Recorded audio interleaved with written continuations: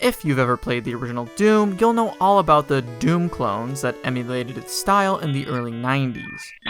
That term used to refer to FPS games in general, but since games like Quake, GoldenEye, and Half-Life, which I did a video on, check it out after this video, the term has become a relic of the past. However, there are many boomer shooters that still pay homage to Doom today. Games like Ultra Kill, Warhammer Boltgun, and more specifically, Dusk, which was released in 2018 and created by David Szymanski, the same guy who made, Iron Lung?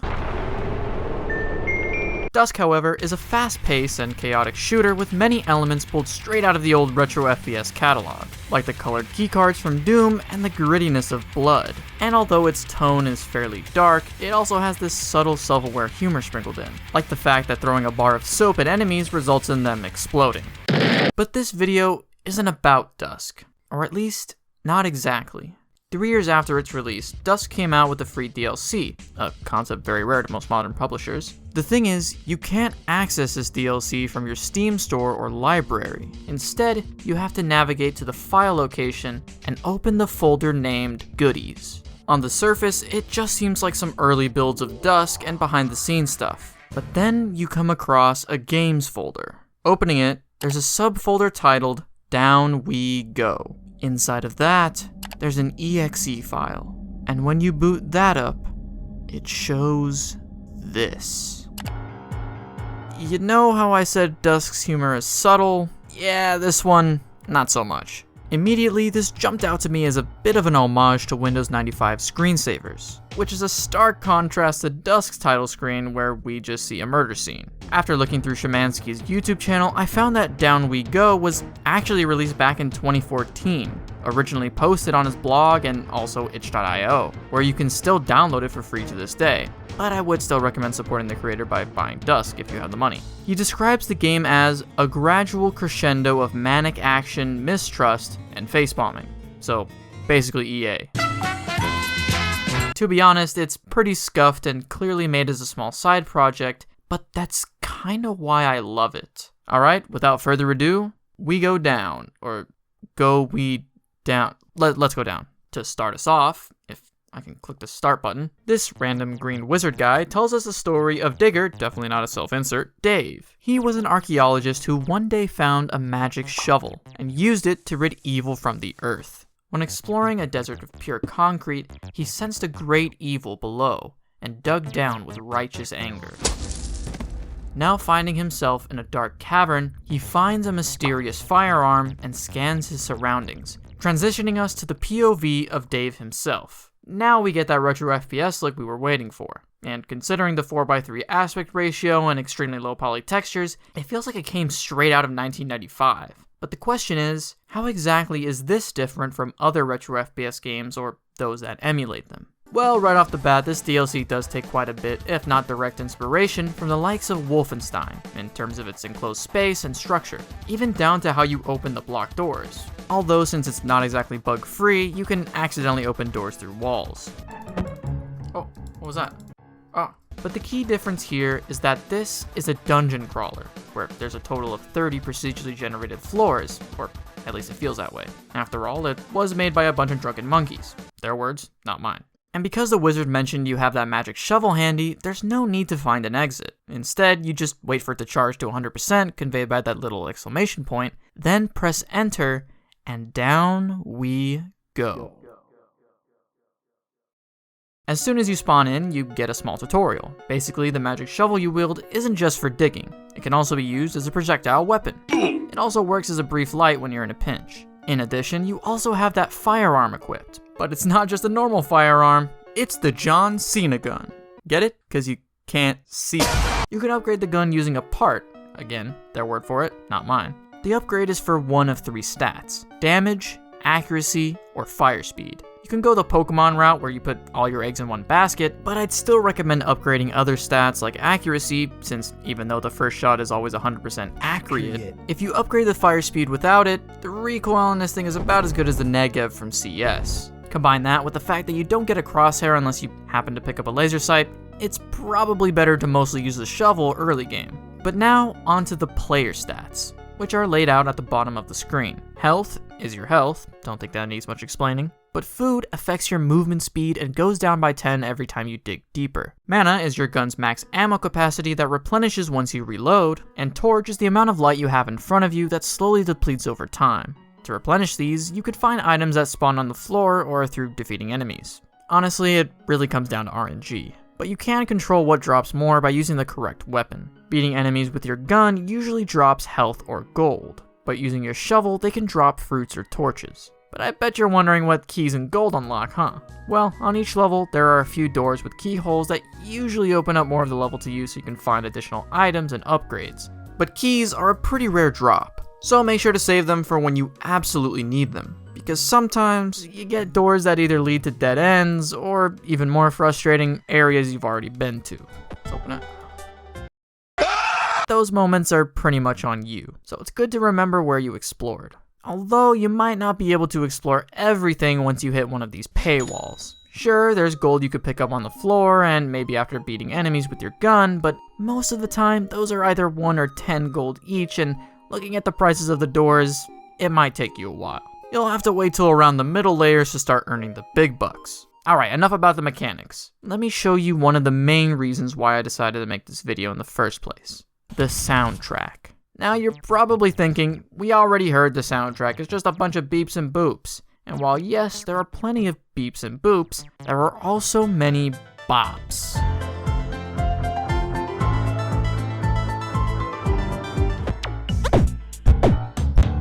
Oh, okay. Breakdown went crazy. The same composer for Dusk's main game, Andrew Hulshult, returns here to make some surprisingly catchy tunes. You might have heard one of the tracks because I used it as my outro in a couple videos. Sure, it's very goofy sounding, but that's all it needed to be. My favorite has to be track 5 with its initially calm cello and light piano, dropping to this bass-heavy beat. Oh my gosh, they did not need to go this hard. But it's when the soundtrack ends that you get a feeling that you are not alone. Remember that great evil the wizard mentioned earlier? Well, we're told by the voice of the hallowed saint, Legitimate Hubert, that waiting for us exactly on the 30th floor below is that looming threat. I wonder what kind of awful, manipulative, and dastardly villains we'll run into. Well, I can definitely say that this guy is not one of them. I mean, look how happy he looks. Yurgi is one of those smiley faces we saw from the title screen. I wonder when we'll meet the rest of them.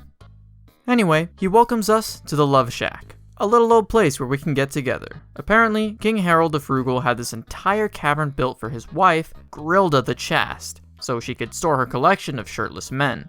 Honestly, not a bad investment. But unfortunately for us, the amazing human Mink cursed the Love Shack, and now all the shirtless men are dead, leaving only the most vile and evil entities known to humankind, like Chunky Monkey Ice Cream. Hey, I'm lactose intolerant, so that's about as evil as you can get. On top of that, Yurgi echoes the sentiment of that great evil, who just so happens to look like him, but of course it's not.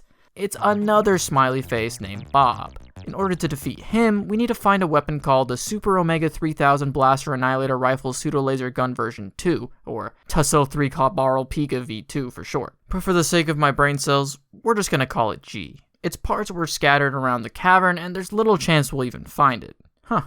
Well, I'm sure our gun is completely unrelated. Moving on through the dungeons, every 6 layers or so, we'll start to encounter a variety of enemies. If any of you have seen my Penko Park video, if you haven't, check it out after the video, you'd know that the game had 2D animated creatures camera tracked in 3D environments. This game does something very similar, but uses animated sprites with a few frames for walking, one for attacking or getting hit, and of course another for exploding. So no head? The first 6 layers mostly consist of these dog-like enemies called Grunchers. Pretty easy to beat unless you find a variation like the Agile Grunchers, which are a bit harder to kill.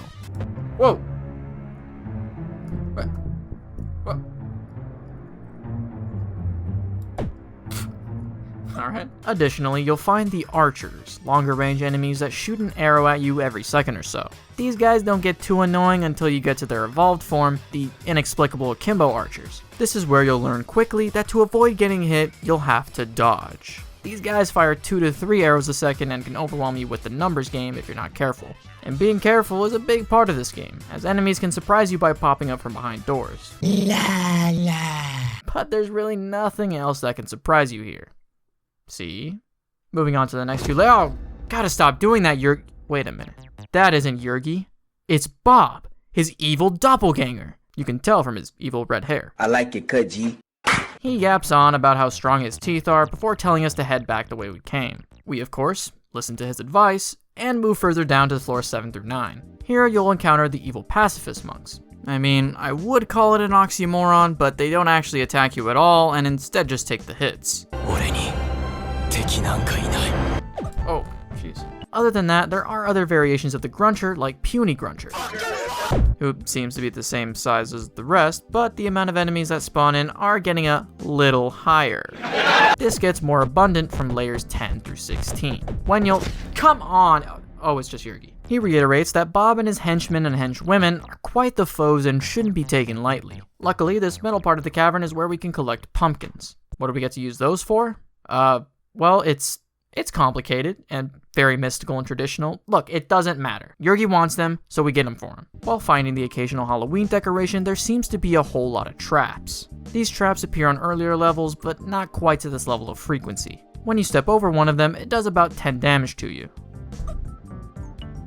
I mean, I guess I'm the exact same I was. But on a rare occasion, it can actually upgrade your shovel. Oh yeah, I forgot to mention that the shovel stats don't actually increase alongside the gun. Instead, its upgrades are flasks full of Pepto-Bismol, which are either found randomly on the floor like the keys or dropped by killing the vampire. Don't ask me how that makes sense, just go with it. One power-up that can temporarily make you supersonic is this purple face. It also makes you invincible and is a great way to clear a lot of enemies at once. And you know, this power-up reminds me of a similar one you could pick up in the dev's other small game, The Pit. Oh yeah, also forgot to mention, there was another DLC game in the games folder, but it's way shorter and doesn't really have a story, instead focusing its effort on paying homage to classic FPS games with cheats to feel like a sandbox for whatever the player desires. It was actually made all the way back in 2013 and was David Szymanski's first dream game as a 14-year-old. You could definitely see the evolution of ideas in his later works, like the weapon progression system and the tunnels changing colors on each floor.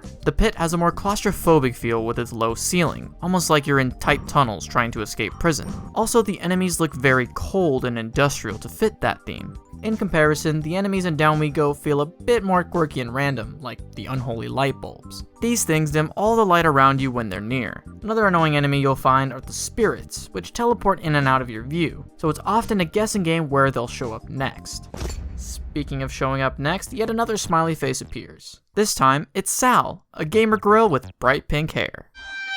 She warns us not to collect pumpkins for Yurgi, as he may not be as nice as he seems. So far, it feels like there's a common thread happening. One smiley face shows up to warn about the other, claiming that they're all lying. So, who do we trust? Oh well, no time to think about that. On to layers 17 through 22.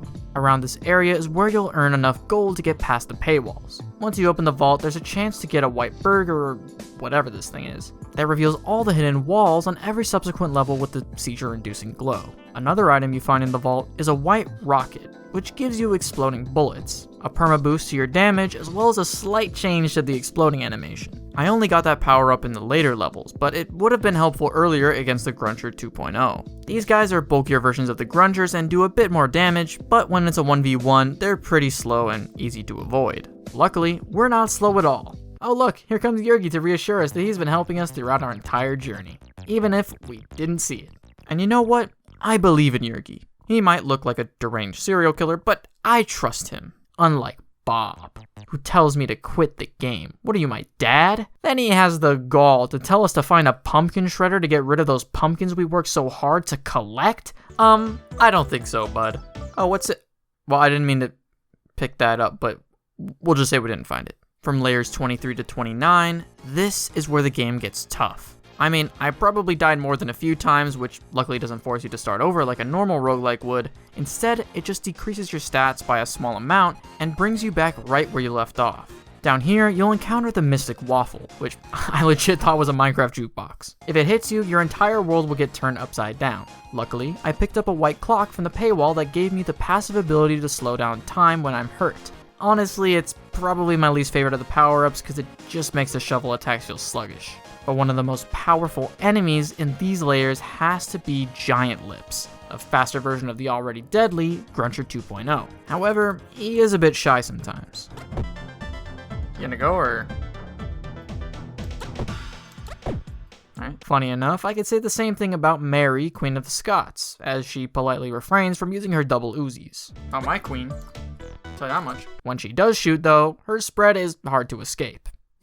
Speaking of things that are hard to escape, here comes Sal, who asks us to find pumpkins for her now. This is all getting very confusing. What is everyone's obsession with pumpkins? It's almost like this was all an elaborate ruse. No, it can't be. Bob is balding? Oh no, wait. That's Yurgi! The entire time, Bob and Sal, they were never real. He was only wearing wigs. He was playing me like a fiddle. Curse that charming smile. All the while, though, Yurgi believes that the Tissot 3 the G he created is lost. But in fact, we literally spawned in with it. So now it's time for the final layer. And to end this once and for all. For the shirtless man! That was... Look, even Digger Dave is confused. Well, I guess we finally beat the Great Evil. And we made it out in one piece. But I really need to hear track 5 again, so... And there you have it. Dusk's free DLC, down we go. If that's not a masterpiece, I don't know what is. It's a very short game. You could probably beat it in 30 minutes to an hour, but you can tell David had so much fun making it. I think because of his procedurally generated levels, there's quite a bit of replayability value, which also incidentally creates the occasional empty floor with 0 enemies. But hey, I'll take the free upgrade. And if you want to speedrun it, you absolutely can. While you're waiting for your shovel to charge on each level, you can still find upgrades and then jump straight to the final boss. For an extra challenge, you can even fight him using only your shovel, which will probably take forever. For me, this was a game that I had 0 expectations going into, yet found myself weirdly vibing to its chaotic atmosphere. While it maintains the spirit of retro FPS games with its art style and gameplay, its story and soundtrack have that random quirkiness similar to something like Undertale. And even though it's only a side project that took Szymanski a few months to churn out, I just thought I'd bring some attention to Down We Go because it genuinely made me smile at its absurd ideas. I mean, that pumpkin bit really had me going. Silly game.